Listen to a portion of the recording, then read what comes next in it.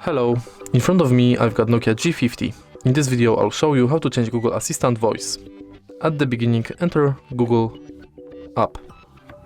Tap More, go to Settings and enter Google Assistant. Now scroll down and enter Assistant voice. Here are the available voices for your Google Assistant.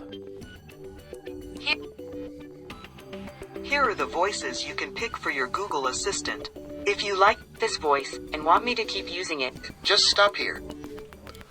Now you can go back and it's set. If you find this video helpful, please leave like, comment and subscribe.